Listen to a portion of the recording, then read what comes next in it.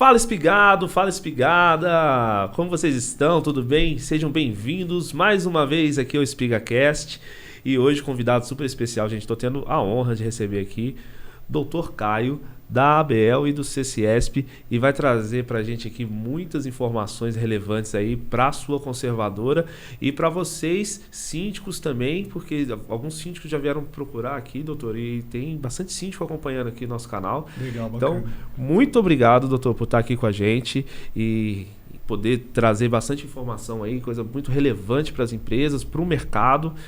Pode ficar à vontade, EspigaCast aqui, mais uma vez, abre as portas para a ABL e para o CCESP. Então, a casa é sua, se apresenta para a nossa audiência, fica à vontade, doutor. Legal, Bruno.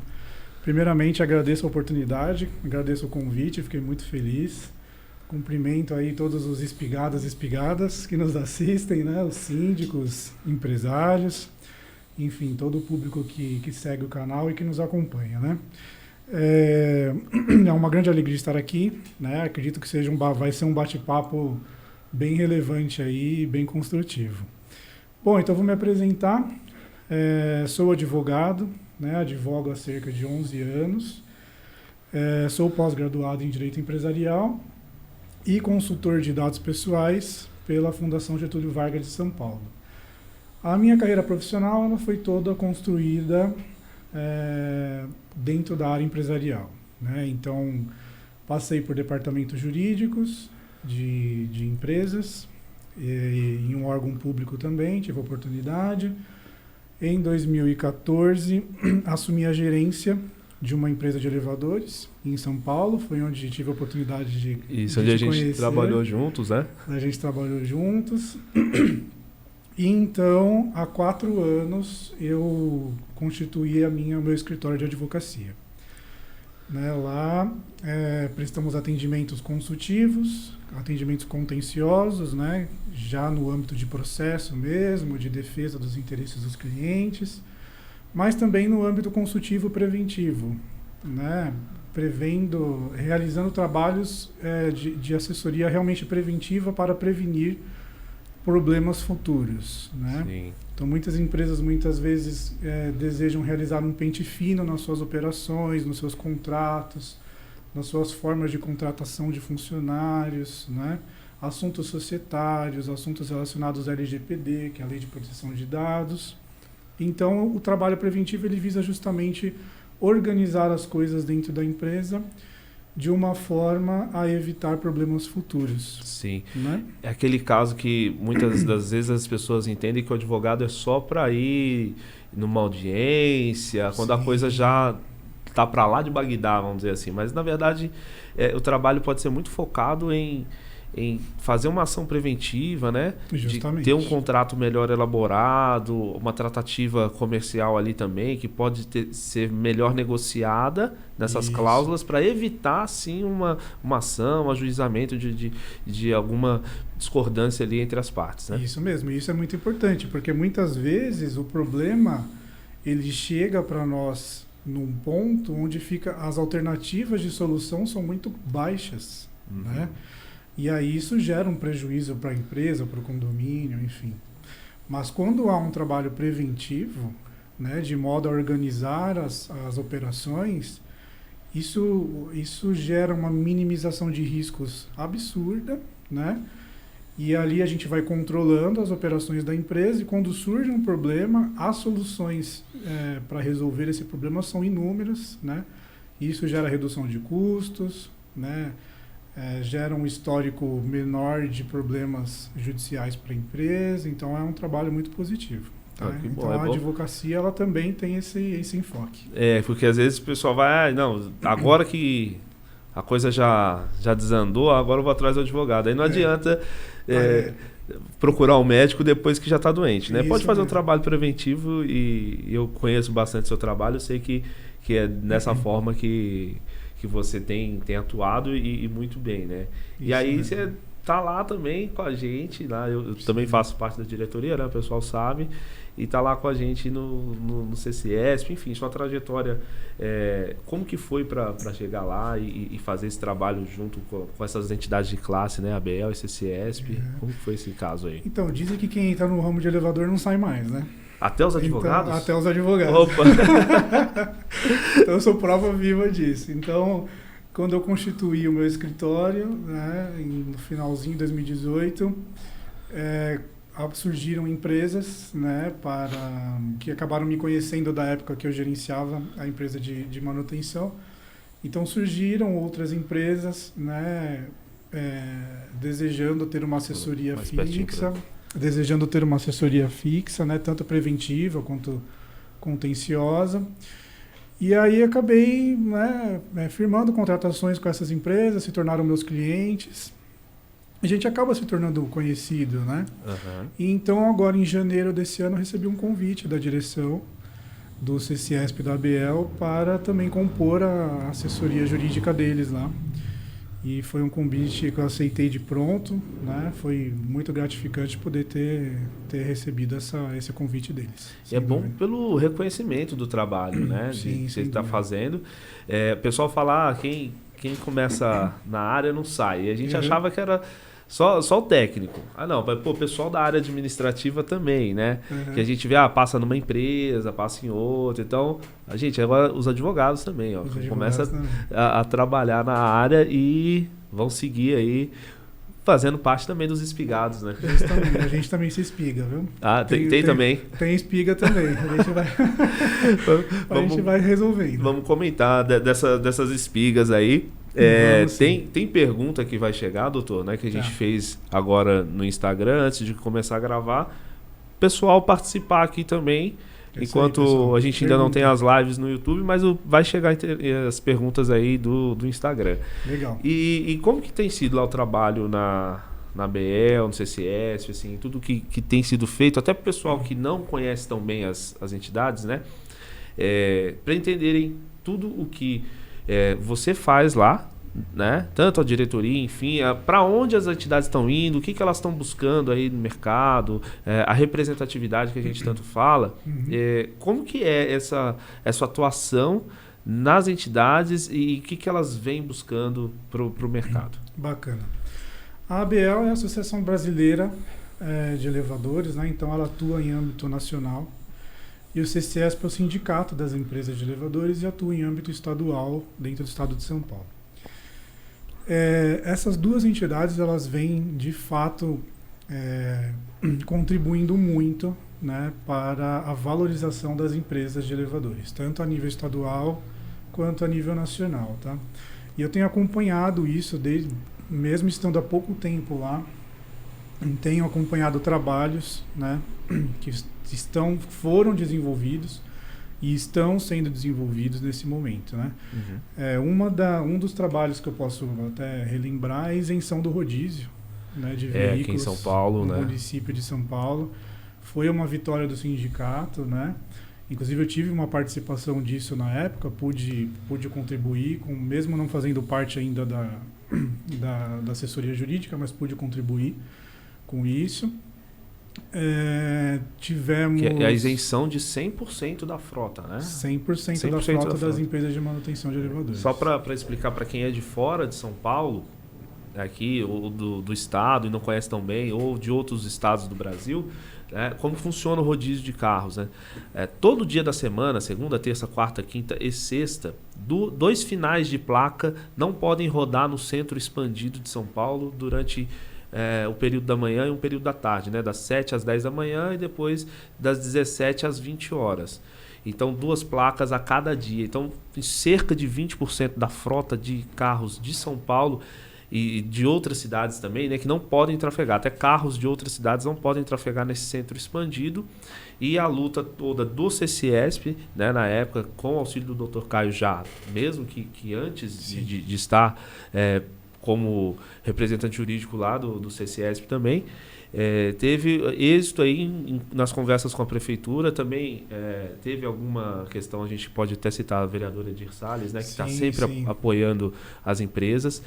E ela, através do trabalho do CCESP e do Dr. Caio, a gente teve êxito aí em ter 100% da frota de carros das empresas isenta do rodízio, né? Isso porque as empresas realizam atendimento de caráter emergencial, né? Então, se as empresas necessitam de veículos para fazer um deslocamento emergencial, para liberar um passageiro preso ou algo do tipo, como pode elas serem restritas pelo rodízio, né? Isso. E então, terem veículos ali restritos de circular num atendimento emergencial é algo que inviabiliza a operação. Então, com base nessa justificativa, o CCESP teve essa vitória e conseguiu, né, uma mudança na legislação municipal de forma a isentar as empresas de manutenção. E isso é bom, porque às vezes o pessoal fala assim, mas por que eu devo estar associado lá? Então são algumas questões que o CCS proporciona de benefícios e as empresas têm que estar juntas, né, doutor? Não pode apenas uma andorinha lá, não vai fazer verão. Então uma força maior das empresas unidas nisso. Já tem dado resultados há muitos anos aqui em São Paulo e agora a ABL também tem já semeado os bons frutos aí, já começar algumas colheitas também nos estados, aí tem sido bem bacana, né? Isso mesmo. Além dessa questão do rodízio, tivemos também a aprovação junto à Prefeitura Municipal aqui de São Paulo de emissão de baixa e assunção de responsabilidade técnica de forma online. Isso ocorria antes de forma física, né, que atrapalhava muito as operações também, né, demandavam mais trabalho, mais burocracias. E aí, mediante uma parceria feita entre CCESP e Prefeitura, também foi possibilitada a emissão online dessas responsabilidades técnicas. É que antes o processo era bem burocrático. Antes da pandemia ele era presencial, tinha que levar a papelada até a prefeitura, fazer o pagamento da taxa, né? E isso demorava dias para acontecer e muitas das vezes na troca de empresa o condomínio era até notificado de que existia ali o elevador estava sem empresa de manutenção. De tão moroso que era o processo, o sistema da prefeitura era mais rápido do que todo esse processo. Justamente. Então, às vezes, o condomínio recebia alguma notificação. E hoje é tudo mais rápido, mais fácil, tudo online também. Contato do CCESP com a prefeitura, negociações que aconteceram e conseguiram êxito. E isso é muito válido a gente trazer aqui essa informação, né? Porque é um gesto que o CCESP tem lutado por muitas coisas aqui em São Paulo. A ABL também tem feito muita frente aí no Brasil. Né? E com o tempo, né? Não depende apenas do CCESP, não depende apenas da ABL, depende de outras entidades, prefeituras, governos. Demora um pouquinho algumas coisas a acontecer, mas elas vêm, elas acontecem. Com o tempo as coisas vão acontecendo. Justamente. E temos ainda também projetos em andamento. Né? Por parte da ABL, por exemplo... Temos o selo de qualidade da ABL, né? Que esse é muito importante. Muito importante. Pretendemos implantar em breve. Né? Se trata de um selo de qualidade onde as empresas a nível nacional, atendendo a algumas exigências de conformidade que a associação entende como sendo mínimas para testar a qualidade do funcionamento, né? As empresas atendendo a esses itens de conformidade, elas poderão ter um selo de certificação da ABL, né, atestando ali que a empresa está minimamente em ordem para operar, né, e realizar os seus atendimentos. Que tem as condições ali de trabalho, né? Que vai ter uma estrutura compatível com a atividade, né? Porque como tem muitos municípios, né? Apenas a gente fala de alguns que têm a legislação, então a grande maioria não tem legislação, não tem fiscalização sobre as empresas, e a ABL também vem contribuir com isso. E aí quem é o grande favorecido disso tudo é os usuários de elevadores, os condomínios, os síndicos, que eles têm acesso a empresas que tem essa certificação, que ela é por uma empresa independente, né? Não é a ABL que faz a certificação, né, doutor? É importante frisar isso. Uma empresa parceira. Uma empresa e que ela vai auditar a conservadora que almeja o selo. Isso mesmo, e é uma auditoria toda online. Não há necessidade de vistoria em loco, nada disso.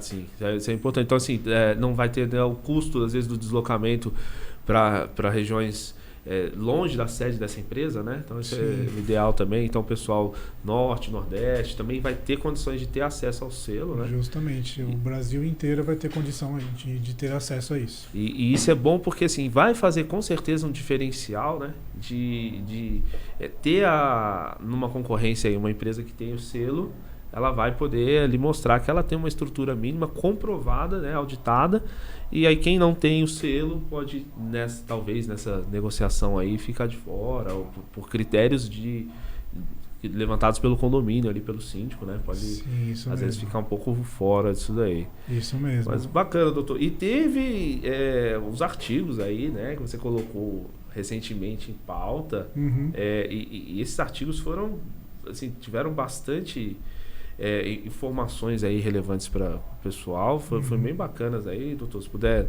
comentar com Posso, claro. nossa audiência aí. Então, além desses trabalhos que nós realizamos, né, dentro da ABA e do CCESP, são feitos também informativos que são publicados, né? E esses informativos têm como objetivo trazer ao público em geral, às empresas, aos síndicos, informações relevantes de segurança, de questões contratuais, toda a dinâmica que envolve ali uma contratação de uma empresa de manutenção, né, o modus operandi dessa empresa. Então, esses informativos eles têm o objetivo de justamente realmente informar ao público em geral, né, e trazer subsídios para que eles possam fiscalizar a empresa que está ali atuando dentro do condomínio, dicas de como firmar um bom contrato, né, dicas relacionadas a questões de segurança mesmo, que a empresa de elevador tem que estar atenta na hora de executar os seus serviços. Então, esses informativos eles têm esse objetivo. E recentemente divulgamos 2 informativos, né? Um relacionado a multas abusivas, né? Incluídas em contratos de manutenção, e um outro informativo relacionado à responsabilidade civil e criminal do síndico dentro do condomínio pela contratação de empresas de manutenção de elevador. Esse é muito, muito bacana, porque são artigos que vêm, né, mostram para os síndicos aí, vai falando isso para o mercado e começa a trazer realmente uma estrutura maior, né? Entender que tem uma entidade de classe que está olhando para as empresas, e isso visa sempre profissionalizar, né, as empresas cada vez mais. Então, começa a separar, como a gente diz, o joio do trigo, né? Começa Isso a ter mesmo. as empresas... eu falo até disso em alguns vídeos do canal, aqui, alguns podcasts já falei, tem empresa que fala assim, não, nem CNPJ precisa. Eu vou lá e dou um recibo. Gente, tem que acabar com essa informalidade, né? Mas aqui na cidade não tem fiscalização, né? Como é o Rio de Janeiro, como é São Paulo. Então não tem o CONTRU, não tem o GEM. Gente, minimamente você precisa ter o CREA, precisa ter uma empresa prestando serviço de engenharia. Né? Tá fazendo um trabalho ali, precisa ter um responsável técnico. Então, é muito bom entender que a ABL tem essa preocupação, né? E está trazendo isso para o mercado. E esse lance, por exemplo, da multa abusiva, né, doutor? Que teve essa prestação de serviço aí, esse artigo que você escreveu recentemente, e a gente poderia falar um pouquinho dele aí. Hoje tem muitas pessoas que às vezes me procuram sobre essa questão. Fala, mas poxa, tem uma multa lá, o condomínio está preso, quer sair, mas não consegue. Porque a empresa atual colocou uma multa lá que o condomínio não tem condições de pagar. Aquela multa de 50% das parcelas a vencer, né? 50% das parcelas vencendas. Isso é realmente considerado abusivo? É possível ter uma redução disso, doutor? Como que é feito esse trabalho por parte, entendimento disso por parte da justiça, e se é necessário uma ação? O que você pode comentar conosco sobre isso daí? Legal. O que ocorre é o seguinte, a fase pré-contratual ela é muito importante, né? Inclusive é aí que entra a orientação preventiva de um profissional da advocacia, porque o condomínio estando bem amparado por um advogado, ao procurar uma empresa de manutenção para firmar um contrato, esse contrato vai ser submetido a esse profissional e ele vai avaliar tecnicamente as cláusulas que estão sendo impostas, né? E essa fase pré-contratual ela é justamente uma fase de discussão dos termos do contrato, né? Então, é o momento ali de você discutir cláusulas abusivas, né? Ou eventualmente abusivas. Então, se inserem nesse contexto as cláusulas de multa rescisória. né? Existe uma prática no mercado, né, que algumas empresas adotam de aplicar uma multa em caso de rescisão do contrato. Ou seja, geralmente quando você firma um contrato, você nunca está pensando na rescisão dele, né? Você pensa ali naquele momento em fazer só a contratação, em fazer né? a contratação e resolver um problema que está ali urgente. Mais uma hora essa relação pode vir a acabar, né? Ela pode durar anos ou ela pode vir a acabar em pouco tempo. Uhum. E ali o contrato ele estabelece uma multa em caso de rescisão, né? E essa multa tem que ser observada com cautela pelos síndicos, né? Por quê? Porque existem empresas que praticam a aplicação de uma multa de 50% das parcelas a vencer, né? Essa multa ela é legal, ela tem previsão no Código Civil, tá? A questão dessa multa é que, dependendo do caso em concreto, ela pode se tornar excessivamente onerosa ao condomínio, né? Então vamos supor um contrato aí de 4 anos e o condomínio, dentro dos 2 primeiros anos, se vê descontente com a prestação de serviços e quer realizar uma rescisão e procurar uma outra empresa. Ao rescindir o contrato, ele terá que pagar 50% das parcelas vincendas, ou seja, são 24 parcelas ainda a vencer. 50% de todas essas parcelas. Então daria ali 1 ano de contrato ainda para pagar, praticamente, né? Seria o valor referente a 1 ano ainda, né? A 1 ano ainda somente de multa rescisória, só para você, entre aspas, se ver livre daquele contrato, né? Então, assim, toda essa situação ela pode ser regulada já na fase pré-contratual, que é quando o síndico tem que analisar se a empresa tem engenheiro responsável, se ela tem um atendimento 24 horas disponível, frota disponível, técnicos em número suficiente para fazer os atendimentos. E ali dentro desse contexto ele avalia também seguro de responsabilidade civil, seguro né? de responsabilidade civil, registro nos órgãos competentes, prefeitura, CREA, enfim. Sim. Né? E dentro desse contexto ele tem que avaliar também essa questão da multa, né? E caso a empresa se negue a alterar a multa, a minha sugestão é que o síndico procure uma outra empresa, né? Uma prestadora de serviços que possibilite a ele uma negociação. Por quê? Porque ele corre o risco aí de, num futuro, né, passar por um dissabor muito grande de ainda se ver preso a um contrato que não é mais querido, que não é mais desejado. Isso. E aí ele fica amarrado ali por conta do contrato e não por conta da boa prestação de serviço, né? Isso mesmo. Porque muitas das vezes a gente vê quando o condomínio, né, o síndico vai buscar uma outra empresa, é porque realmente ele não está satisfeito com alguma questão lá da empresa que está fazendo o serviço ali atualmente. E se ele se vê nessa necessidade, ele tem que ter essa liberdade de contratar outra empresa. E agora, a empresa também que se propõe a estar ali mediante uma cláusula que vai amarrar esse contrato, que não vai deixar o cliente fazer essa rescisão, ela meio que está obrigando, né? Ela está falando assim, olha, eu vou ficar aqui porque eu estou te obrigando a ficar comigo. Não é eu não vou fazer uma boa prestação, nem preciso disso, uma boa prestação de serviços. Eu só vou colocar uma cláusula lá e nunca mais você se vê livre, né? Bem isso que a gente vê, assim, falando de uma questão talvez um pouco mais técnica, assim, com o pessoal, é que às vezes a empresa deixa de atender no final de semana, né? Faz ali apresenta orçamentos muito caros, né?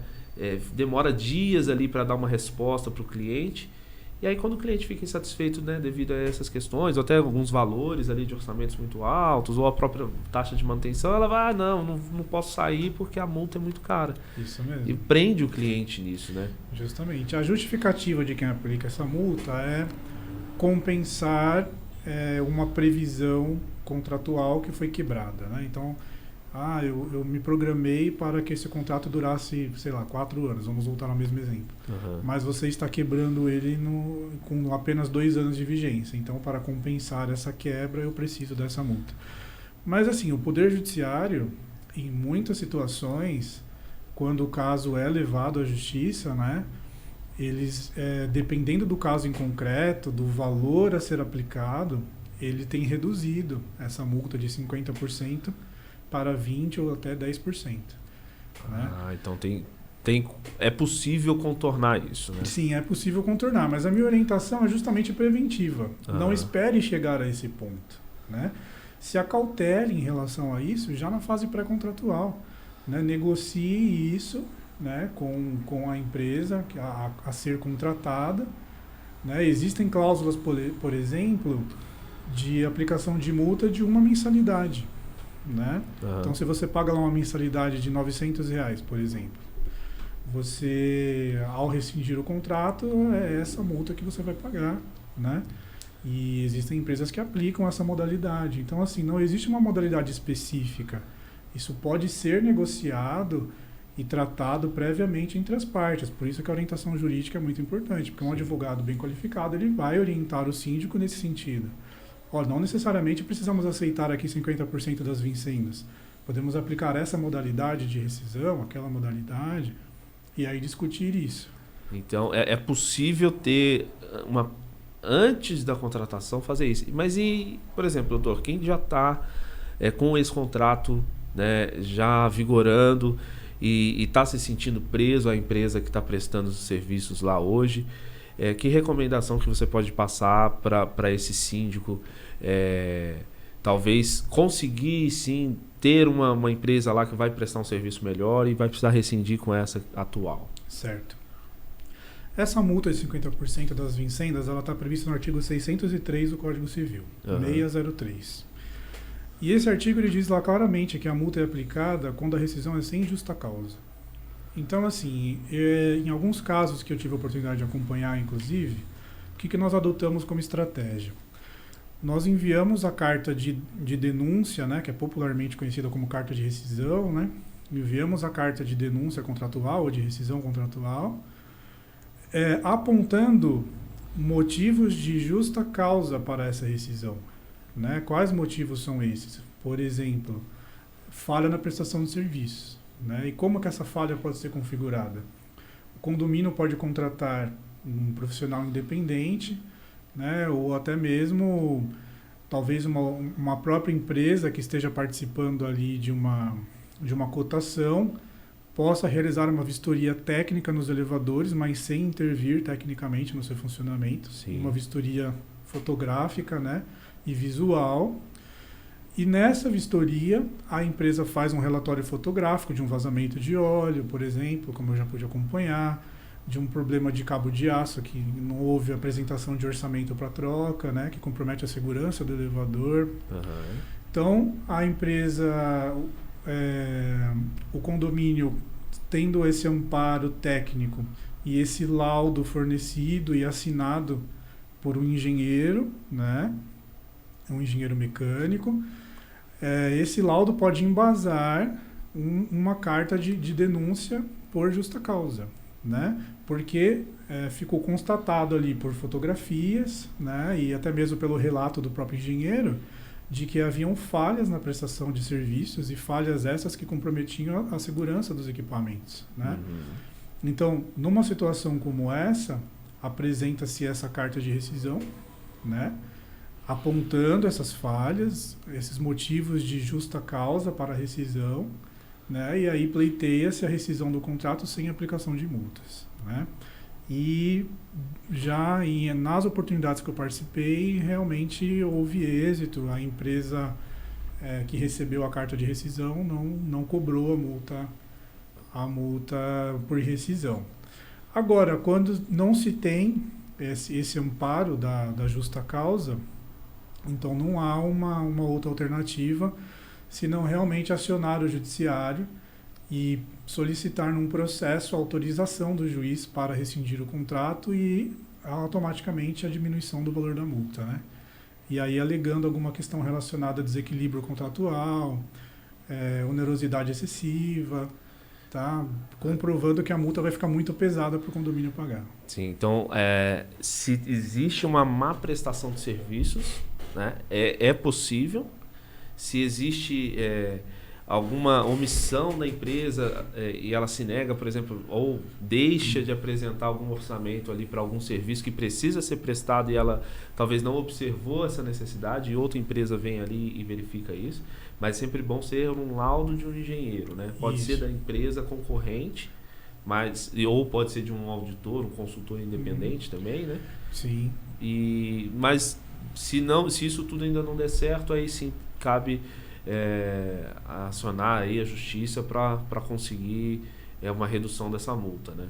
Isso, justamente. E é importante, assim, realmente encontrar um motivo de justa causa, né? Uhum. Algum descumprimento contratual, por isso é que as cláusulas do contrato têm que ser analisadas. Uhum. Esse relatório técnico que será feito tem que ser analisado com cautela para realmente ficar configurada uma situação de descumprimento contratual e, por consequência, uma justa causa. Não, legal. É bom a gente ter essas informações, doutor, porque tem realmente muitas empresas que hoje às vezes não conseguem ter uma captação de clientes porque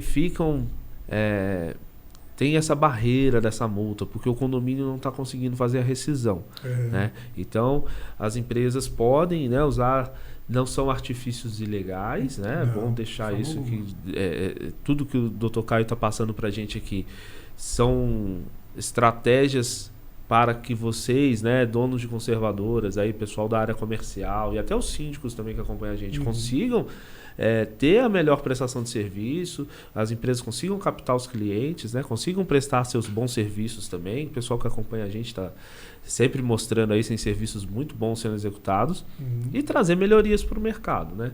Aumento da segurança de elevadores, né? Os usuários, consequentemente, vão ter essa percepção de uma melhor prestação de serviço. Sem dúvida. Não é legal, né? Ficar amarrando a pessoa ali, você vai ficar comigo, eu tô te obrigando. Essa multa é quase obrigar o condomínio a ficar com aquela empresa, né? É porque o valor é muito alto, né? Então, ao invés de pagar uma multa dessa, o condomínio fala, não, vou continuar mais 2 anos aqui até o contrato acabar. E existem ainda condomínios que não se atentam a uma questão muito importante, a renovação automática do contrato. Existem contratos que possuem cláusula de renovação automática e eu já vi situações onde o contrato se renovou automaticamente, o síndico não percebeu e aí resolveu rescindir. Quando foi ser realizada uma análise do contrato, estava lá que faziam 2 meses que o contrato tinha sido renovado por mais 2, 3 anos. E aí volta a novela toda de novo. Justamente. Então, esse ponto também é importante verificar. Então, a renovação, né, do contrato. Renovação automática do contrato, ir acompanhando isso para não ter uma surpresa. Porque aí o síndico resolve fazer a rescisão, quando vai olhar, a renovação se concretizou há alguns meses atrás e existe todo um caminho pela frente ainda a ser cumprido de prazo contratual. Aí aquilo que você queria resolver não vai conseguir, porque vai começar de novo a contar o prazo. Isso mesmo. Esse é bem, bem complicado. Então, os síndicos que estão acompanhando aqui, atentem-se à questão da renovação, atentem-se à questão da cláusula de rescisão. É importante deixar isso já bem organizado, porque numa eventualidade, o condomínio toma a decisão, por às vezes alguma ação que ocorreu ali da empresa, e ele já pode estar pronto, né, para uma rescisão.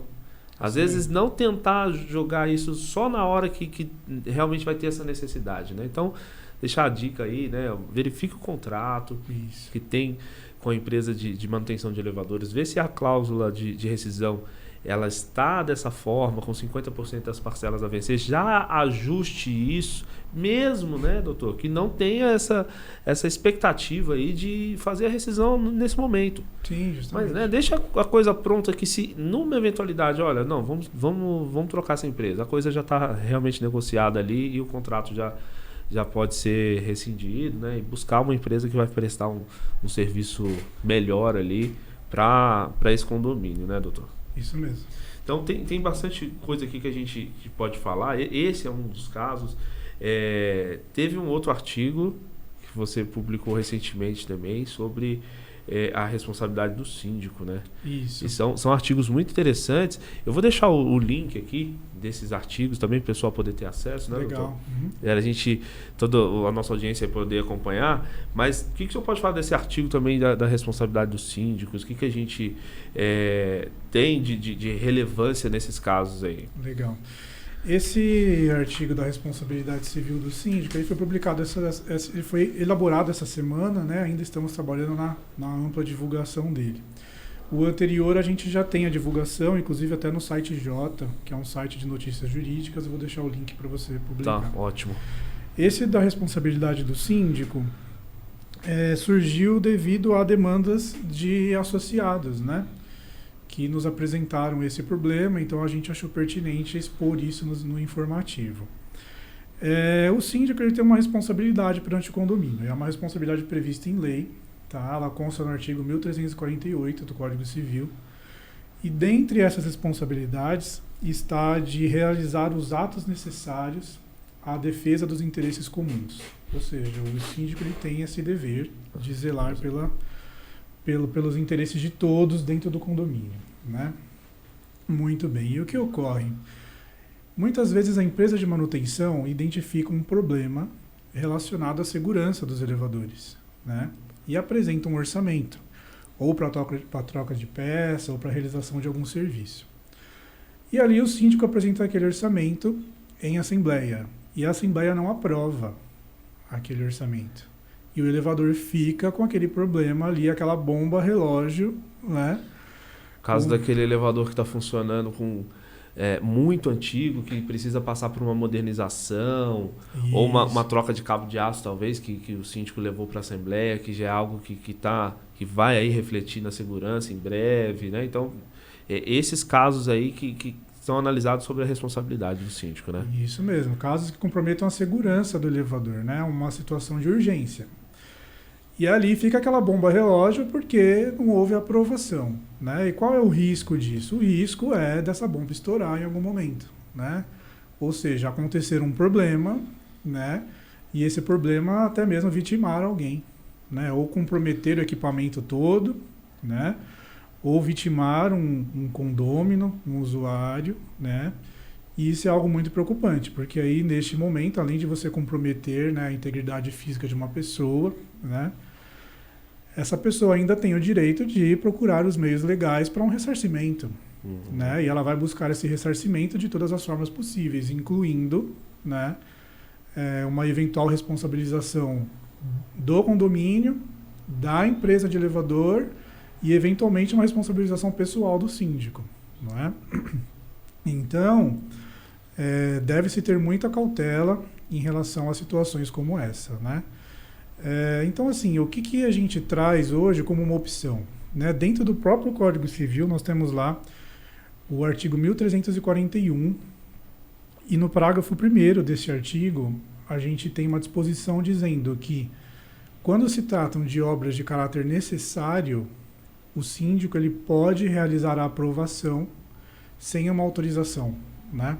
Ou seja, o que seriam essas obras de caráter necessário? A própria lei define o que é, né? O próprio Código Civil, no artigo 96, ele fala que são obras que têm a destinação de conservar e evitar que se deteriore um bem, né? Ou uma coisa, né?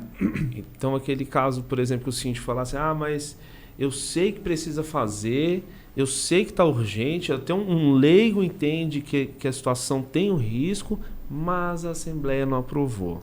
Então, o síndico tem amparo legal, mesmo que a Assembleia não aprove, tem uma legislação aí que pode ser até superior à Assembleia, e que ele pode fazer essa autorização? Sim, eu entendo que sim, com base nesse artigo 1341. Uhum.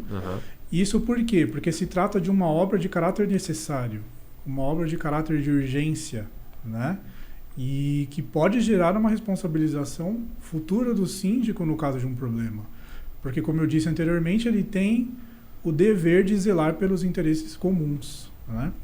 Então, o síndico, com base nessa disposição legal, ele pode fazer essa aprovação e, posteriormente, informar a Assembleia que essa aprovação foi feita.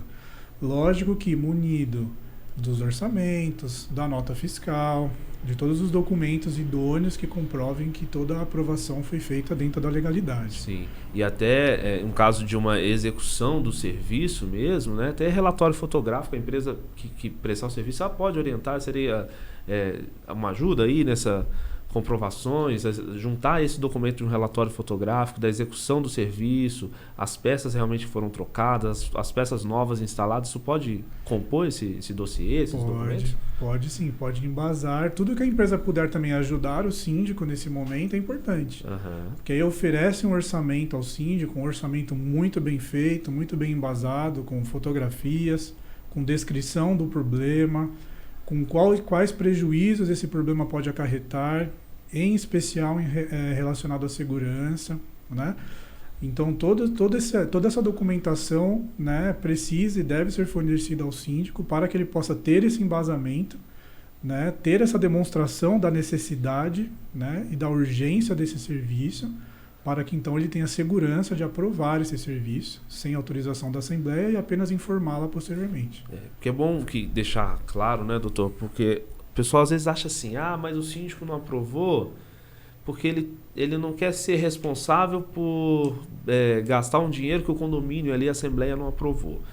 Mas caso ele não aprove e exista um risco à segurança, ele vai continuar sendo responsável por aquilo que ocorreu, né? O caso de um dano ao equipamento, uma vítima que pode acontecer ali, a gente não está só falando de vítimas fatais, né? Mas alguma pessoa que possa vir a se machucar devido a essa questão da falta de segurança que o elevador foi exposto, né? Devido à não aprovação daquele orçamento, né? Sim, tudo depende das particularidades do caso, mas existe sim um risco de uma eventual responsabilização pessoal, e essa responsabilização não é só sobre o âmbito civil, é sobre o âmbito criminal, enfim, é uma responsabilização ampla. Bem ampla, né?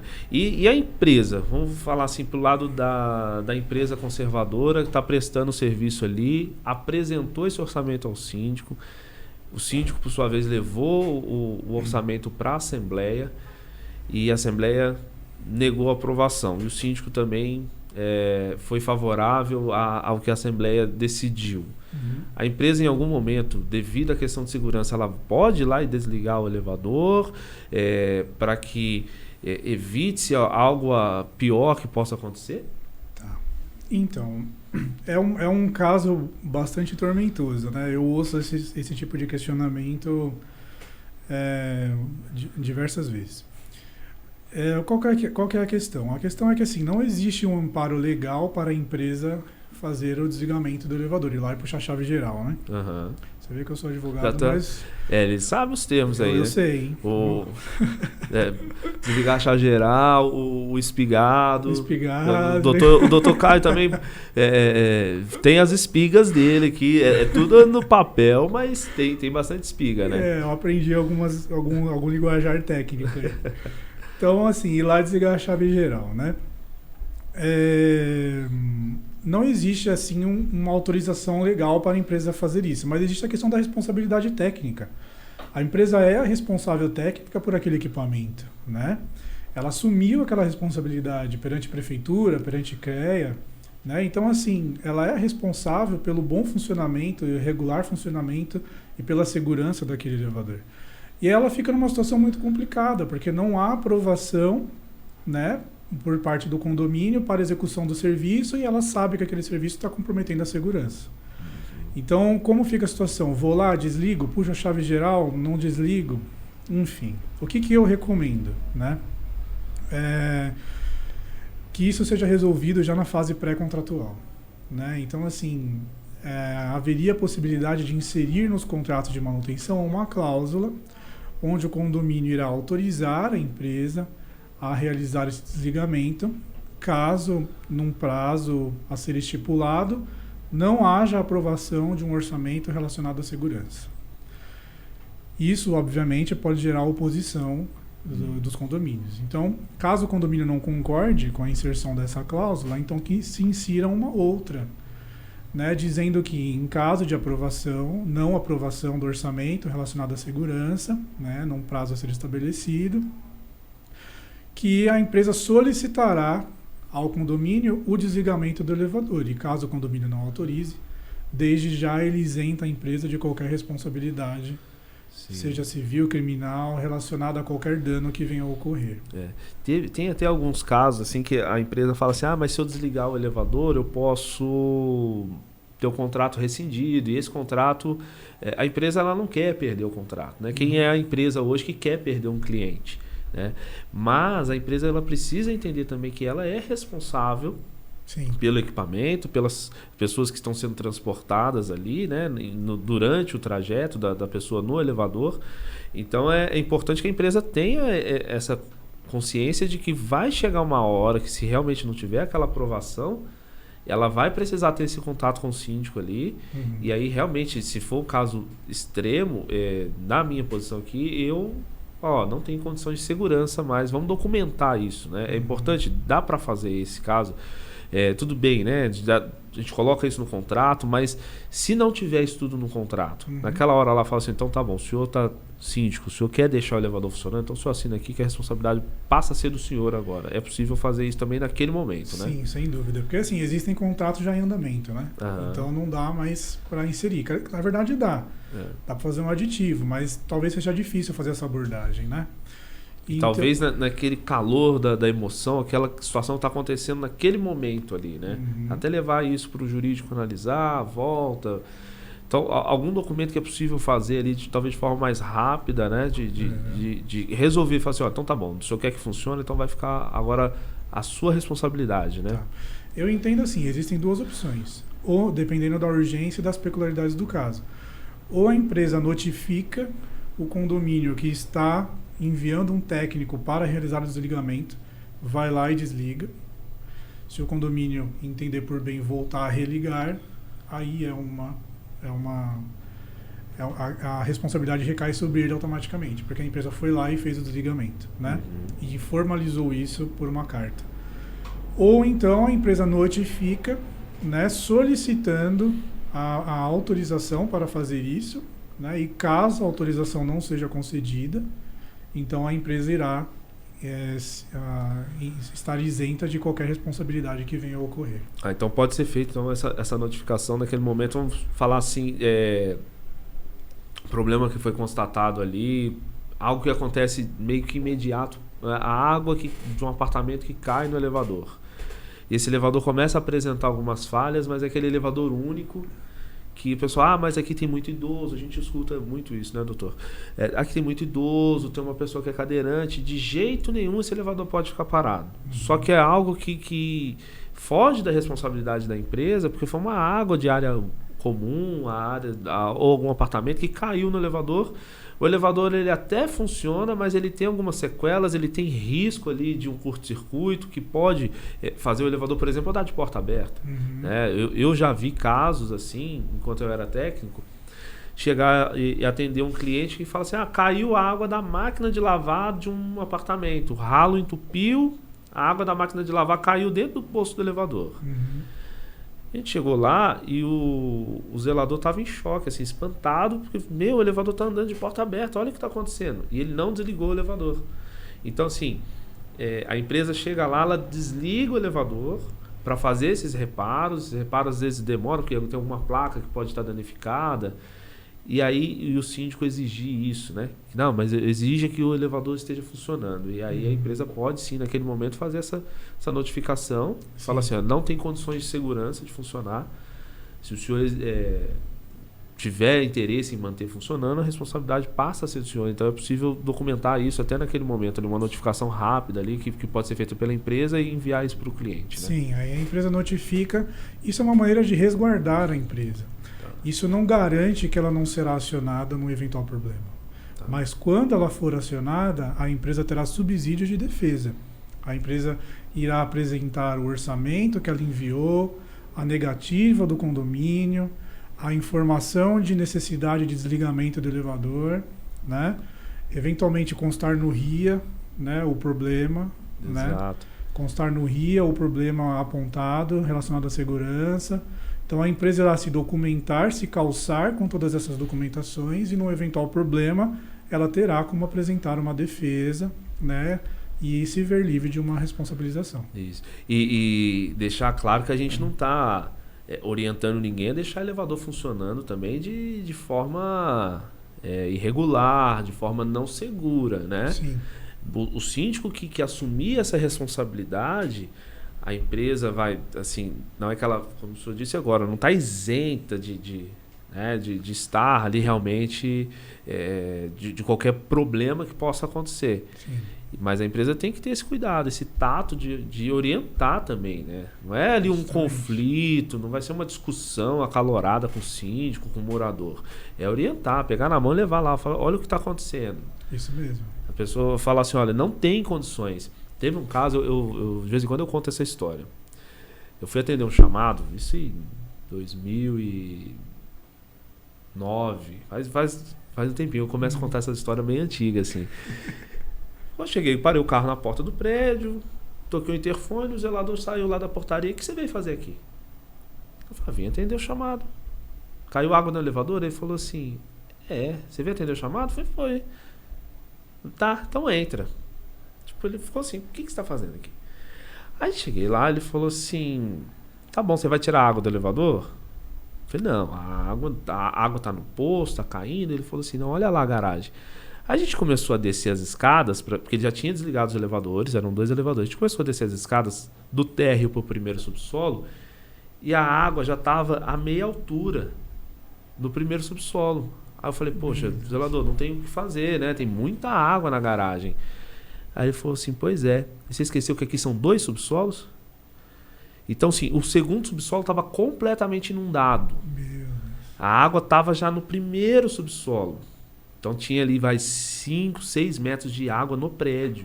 Nossa.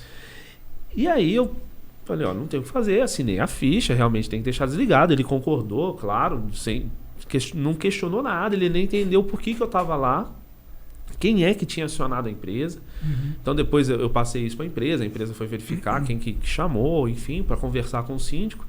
E aí uma moradora me abordou. Falou assim, eu não acredito que você vai sair daqui e vai deixar os elevadores desligados. E ela era deficiente, eu vi que ela tinha muita dificuldade em descer as escadas. Ela falou assim, eu não vou usar a garagem, eu preciso que você deixe esses elevadores funcionando. Olha a minha condição. Aí eu falei, senhora, é questão de segurança, eu não posso liberar esse elevador para funcionar. E aí ela não gostou. Né? E ela só não me chamou de bonito, né? O resto não preciso nem reproduzir aqui. Mas mesmo assim eu não cedi a pressão no momento. Porque vamos imaginar que falha alguma coisa. Você tinha 2 andares inundados, né? Um totalmente, outro parcialmente. Tudo bem que ela vai usar até o térreo, mas, gente, imagina, dá um problema nesse elevador e ele passa do andar e vai lá embaixo, os curtos-circuitos que podem acontecer, está totalmente fora de controle. E ela poderia sofrer um acidente dentro do elevador. Ela poderia sofrer um acidente dentro. Vamos imaginar assim, a pior hipótese, esse elevador não desliga e ele desce direto e vai até lá embaixo. O que aconteceria? A gente, é um negócio que acho que nunca foi feito nenhum ensaio quanto a isso.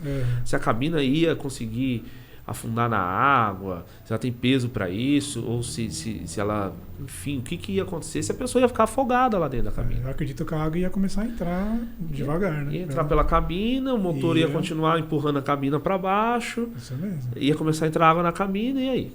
De quem que ia ser a responsabilidade? Eu estava no prédio lá na hora. Justamente. Então, até nesse caso foi contratado... Foi um problema que... Não é que caiu água no elevador. O prédio foi inundado por baixo. Estourou uma adutora, não sei, alguma coisa da Sabesp, né? Por baixo do prédio, rompeu o piso do prédio e a água entrou por baixo. Então tinha um monte de carro boiando lá dentro do prédio. Foi algo muito rápido que aconteceu. E o zelador foi muito esperto. Na hora ele tirou os elevadores da garagem e desligou.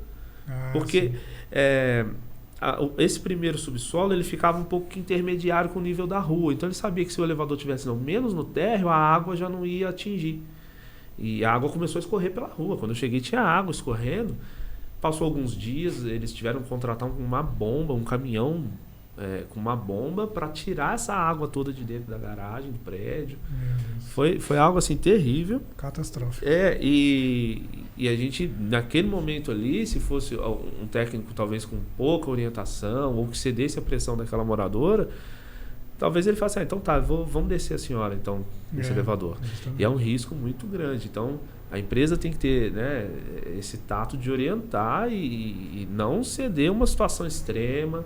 que a pessoa tem essa dificuldade, a pessoa pode buscar algum auxílio, né? Essa pessoa que tem essa dificuldade, que mora em prédio, tem alguma limitação física, ela pode buscar o auxílio aí, talvez até o corpo de bombeiros, né? Fazer uma orientação, uma empresa, algum conhecido que possa ajudar ela a descer as escadas, o próprio pessoal do prédio, os vizinhos ali. Mas uma situação extrema, acho que não é indicado, mesmo que documentado. Sim, gente, nós somos os especialistas. É nós que vamos ter a condição de falar realmente, vai poder segurar, vai poder funcionar aí, é seguro. Não vai poder funcionar. Daqui para frente não dá mais, gente. Não tenta levar a situação ao ponto de ter um problema grande, né? Se for um caso, a empresa notifica, vai lá, faz o desligamento, coloca alguma informação de elevador lacrado ou algo do tipo, registra isso, né? Tira uma foto, faz um registro.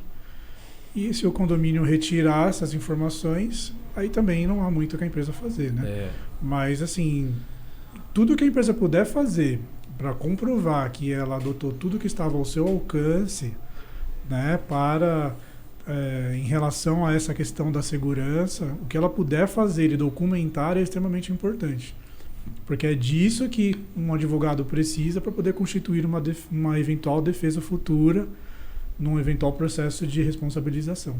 Isso então, bem importante essas questões aqui. Vamos de pergunta que tem chegado aqui já no Instagram. Daqui a pouco a gente vai ver mais algumas, mas uma que já chegou, doutor, se a gente puder falar um pouquinho. É algo que até algumas pessoas já tinham comentado aí. Atualmente saiu a informação de que a Schindler adquiriu a Vilarta, que está comprando, que não está. E aí, como a ABL, como o CCESP, o que o senhor pode trazer de informação para nós, assim, de que se foi efetivado, o que está acontecendo também, que às vezes me perguntam, e eu também não tenho muito o que falar, né? Então, o que assim, para deixar claro o pessoal que está ouvindo a gente, tanto pelo Spotify ou está assistindo lá pelo YouTube, o que a gente pode falar sobre isso daí? Não sei se é tudo que pode, o que não pode, não sei se o termo assim se pode ou não, mas o que dá para falar sobre isso? Certo.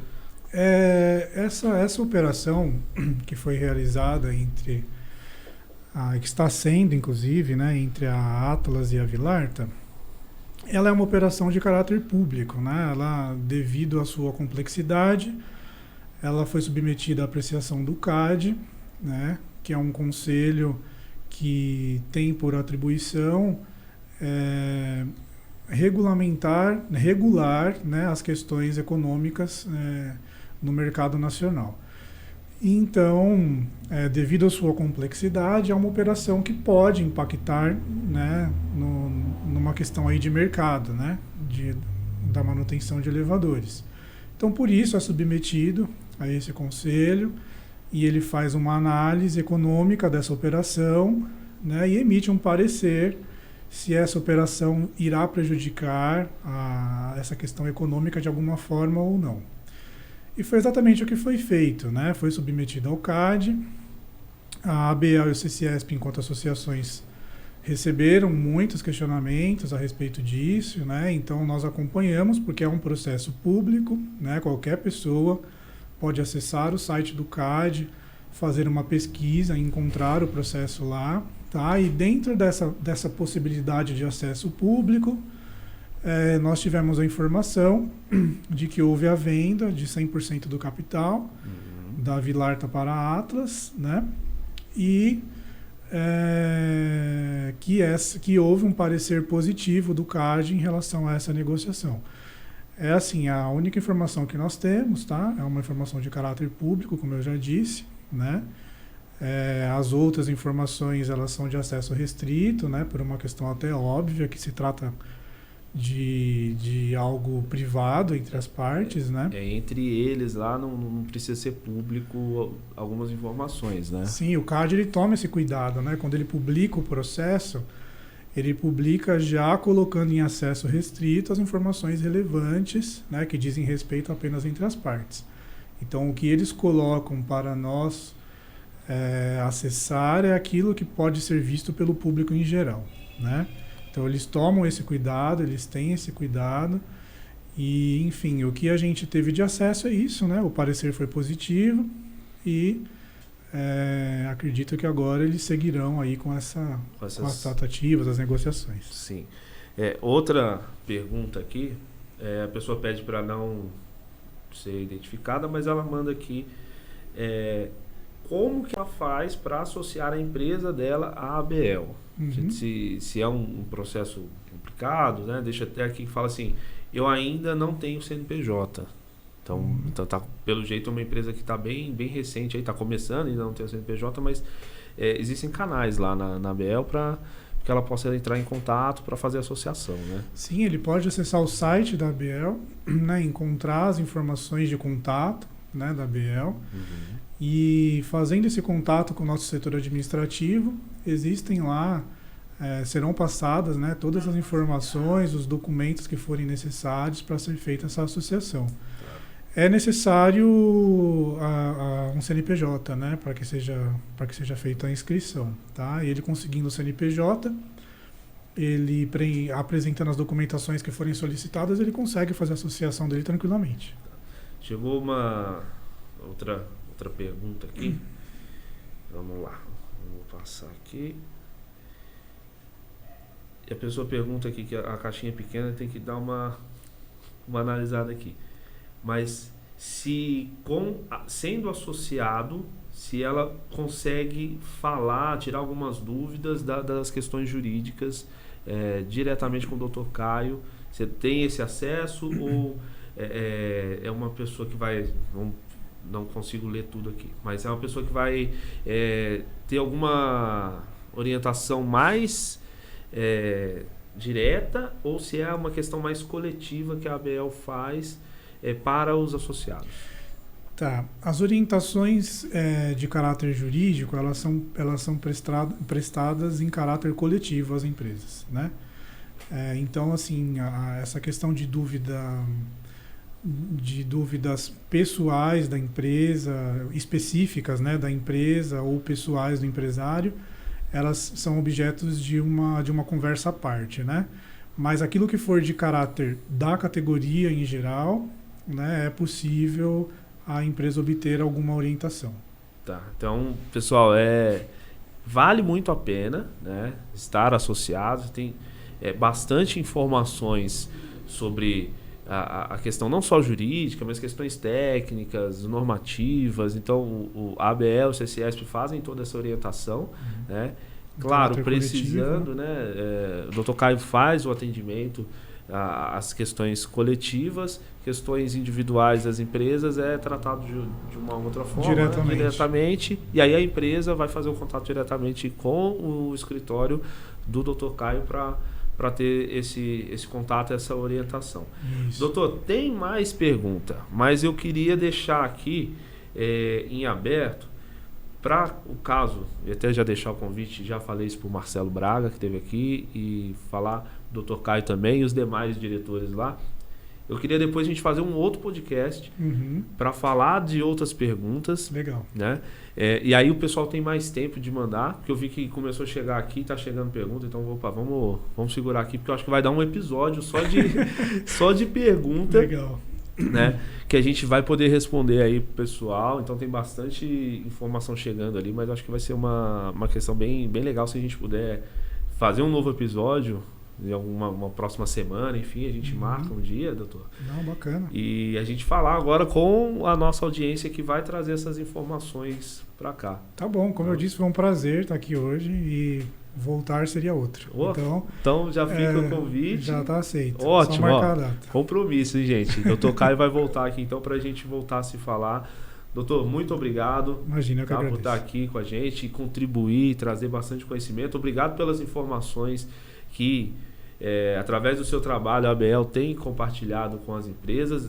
Tudo isso está lá no site da ABL, tem a matéria, né, vai estar saindo lá. Eu vi que está no Instagram esses dias e vai estar saindo. Vamos deixar aqui o link também de onde foi publicada a matéria sobre a multa rescisória. Isso, perfeito. Né? Bem importante isso aqui. As empresas com certeza têm que se municiar desse material.